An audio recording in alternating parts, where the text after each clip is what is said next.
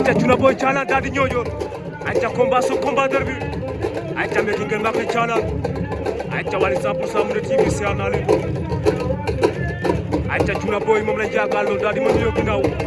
le 25 janvier 2026 waa Thialang siyaar naa leen di bëggee waa ñoojoor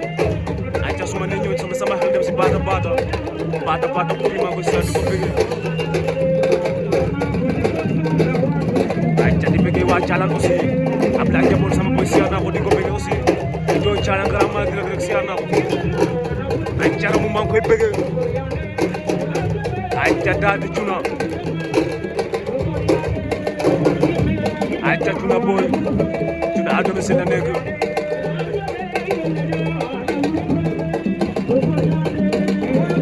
ayca Tuna daal di war na ma public ba Tuna daan na ko Tuna daan na daal di vite fait bien fait Tuna mais Tuna dafa blessé wala Tuna Boy daan na daal di